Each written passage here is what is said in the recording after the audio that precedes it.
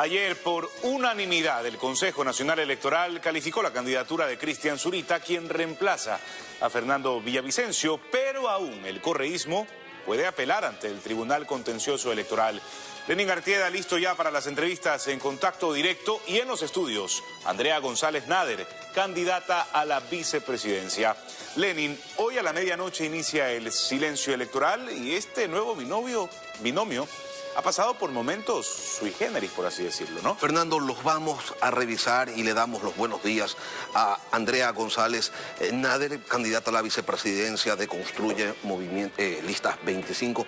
Andrea, muy buenos días, bienvenida a Contacto Directo. ¿Cuál es la expectativa que tienen en el movimiento, en Construye? ¿Ustedes creen que la Revolución Ciudadana apele lo resuelto la noche de ayer por el Consejo Nacional Electoral? Nos parece realmente increíble pensar que haya habido un candidato que, a pesar de lo extraordinario de las circunstancias, no solo de esta elección, sino de a puertas de un asesinato a un candidato presidencial en la capital, hayan querido impugnar con un documento falso encima.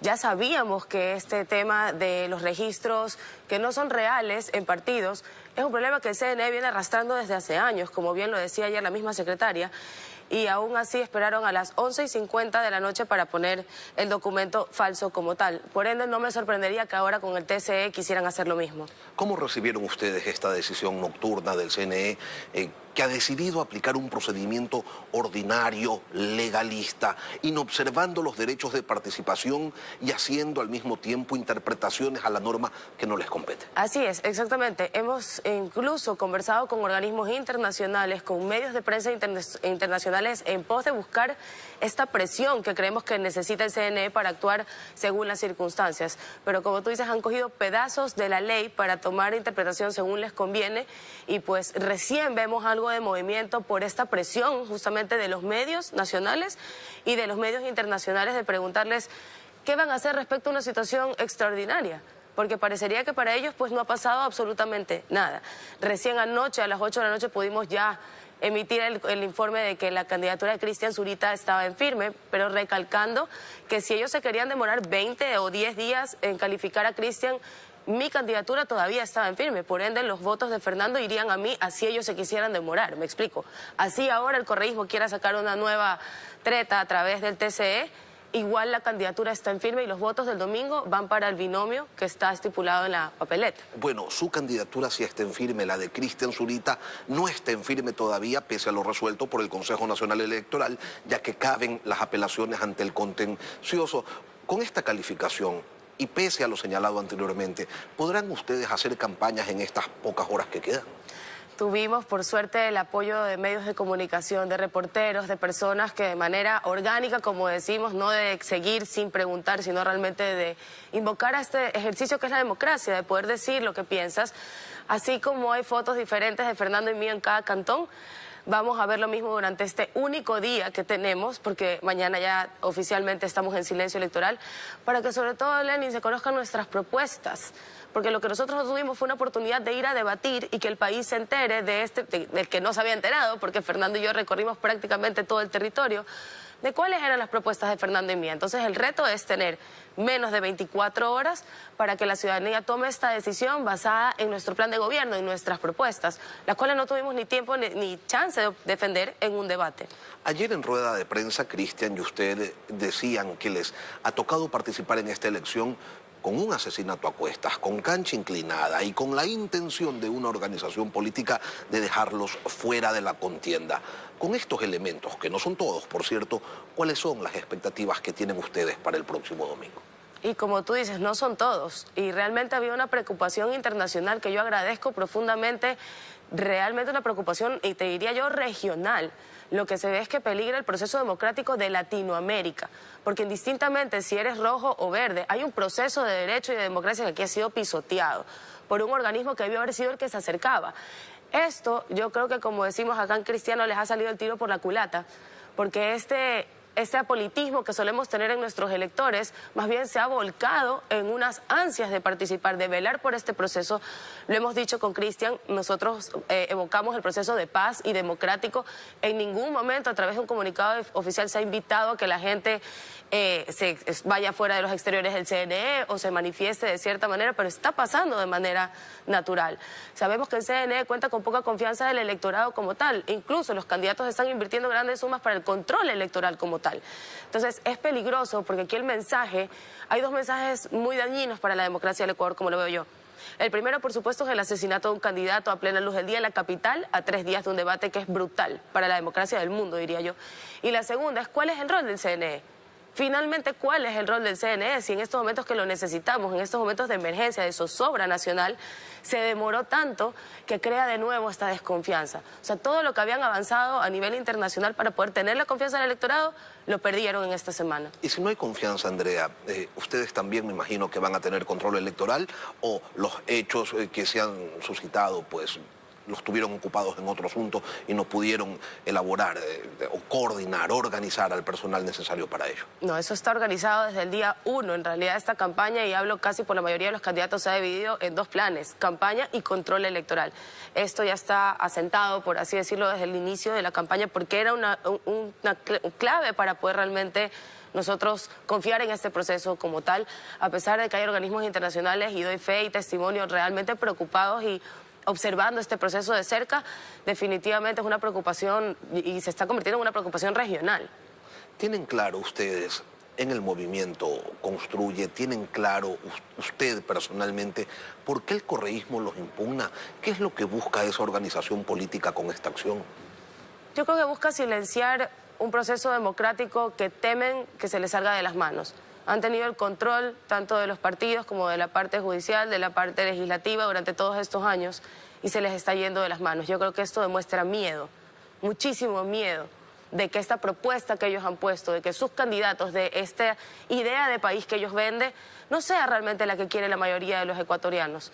Y creo que esto demuestra simplemente miedo de perder el control de algo que, como decían, eso fue una muerte ya anunciada. Tomando en cuenta todo lo que ha ocurrido, que existe temor en el ambiente, ¿van a hacer cierres de campaña? Sí, el día de hoy tenemos el cierre de campaña en la ciudad de Quito. Vamos a hacerlo con una misa campal, y luego Fernando era una persona muy musical. A pesar de que se cree que en el luto no se debe escuchar música, en el caso de Fernando es distinto. Vamos a tener un cierre de campaña en homenaje a él. También lo haremos simultáneamente en varias ciudades del país, con el respeto, con el dolor, pero con esta bandera de la democracia que nos toca llevar a cuestas, porque Fernando luchó por esto.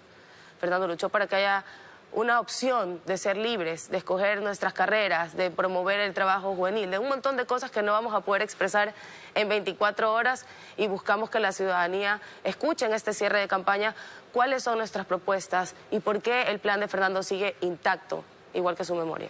¿Han tenido novedades sobre las investigaciones del asesinato de Fernando Villavicencio? Todo a través de medios internacionales. Hemos estado en contacto muy cercano con Colombia. Incluso el organismo encargado del tema electoral de Colombia se puso a las órdenes con nosotros, lo que nunca hizo el CNE de acá, para ayudarnos en este proceso. Y estamos a la expectativa de esta investigación internacional, esta información que salga de Ecuador, que se junte con Colombia y con el FBI, va a ser importantísimo. Y una de las cosas que me llamaban la atención es que en las noticias de Colombia ni se les tapó la cara, ni se les escondió los nombres a los criminales. Allá sí salieron con cara, nombres, cédulas, y toda la información que sale muchísimo antes de que se filtre viene de Colombia. Eso habla mucho de cómo las leyes de este país nos permiten conocer quiénes están detrás de los sicariatos y de las cosas que pasan, de la violencia que tenemos en estos momentos en este país. ¿Les llama a ustedes la atención que 8 días después del crimen, con 6 personas capturadas, con sus teléfonos celulares, lo único que se haya podido determinar con exactitud sean los lugares exactos donde se utilizaron antes las armas que se encontraron en poder de los sicarios, pero no, por ejemplo, con quienes se comunicaron los asesinos en los días previos al asesinato?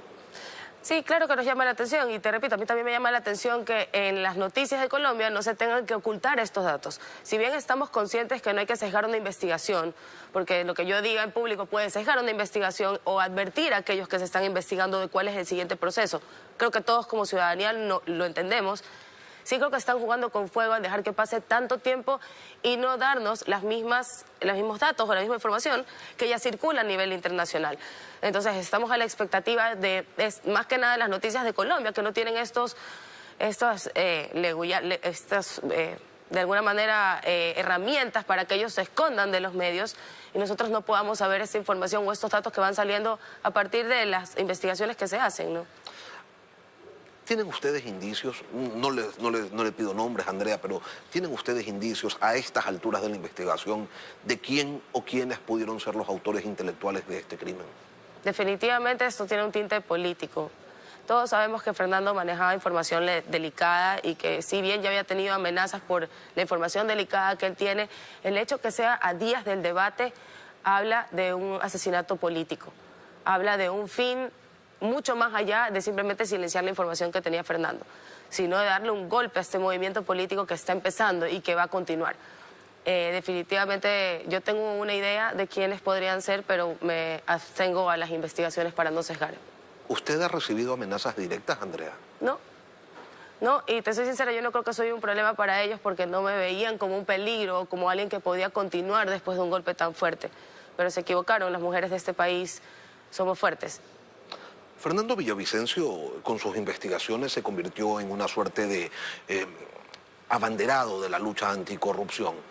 De llegar ustedes al poder, junto a Christian Zurita, ¿cómo estructurarían, cómo desarrollarían una estructura de lucha contra la corrupción que tanto daño le ha hecho a este país? Bueno, recorrimos el país durante 3 meses con Fernando aterrizando justamente a quienes podíamos sumar a esta lucha contra la corrupción.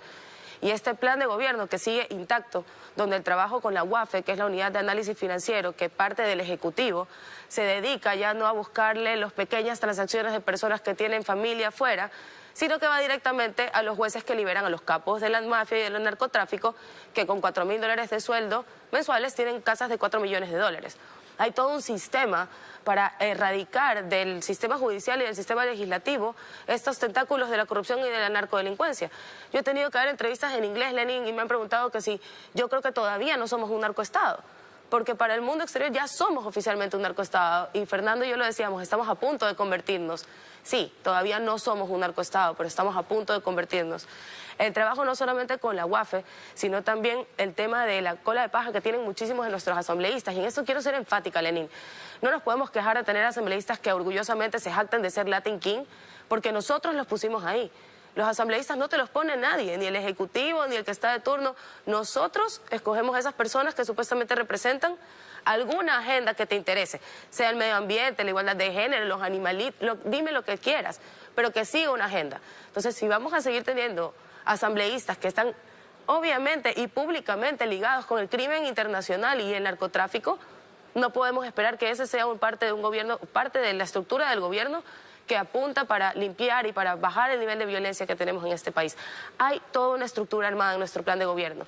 Christian fue el compañero de lucha de Fernando y tiene toda la información y tiene todo lo que necesitamos para empezar a limpiar estas partes del gobierno que están profundamente contaminadas y sobre todo, Fernando y yo ya nos hemos sentado a conversar con la Embajada de Estados Unidos, con la Embajada de Gran Bretaña, con la Unión Europea, con la ONU, para determinar cuáles son los esfuerzos internacionales que se quieren hacer. Este tema de la soberanía no es no pedir ayuda a nadie, es justamente elegir quiénes nos pueden ayudar en estos momentos que lo necesitamos. Y esa ayuda, a propósito de esa ayuda, para que la limpieza a la que usted hace referencia sea profunda, se necesitaría quizás aterrizar la idea de contar con una comisión internacional de lucha contra la corrupción como hubo en Guatemala. Así es, y hacia eso apuntábamos siempre. Fernando tenía muy buenas relaciones no solamente con organismos internacionales, sino con reporteros que han vivido. Incluso se habla de copiar o de transmitir la experiencia que tiene policías antimafias en otros países como en Italia, que también tuvieron que luchar contra la Cosa Nostra y erradicarla de una cárcel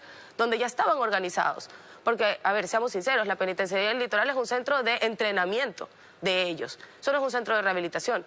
Se necesita ayuda internacional, por supuesto que sí, necesito la experiencia, y si aquellos genios que trabajaron están dispuestos, porque lo están, a trabajar con Ecuador un plan de una policía antimafia que tenga esta profundidad y esta celeridad y esta honestidad que viene desde afuera, es justamente lo que necesita el país.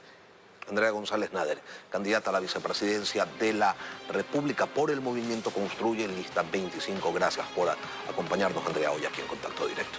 Muchísimas gracias. Siempre es importante tener el apoyo de los medios como ustedes y en estos momentos son nuestra única manera de hablar. Gracias.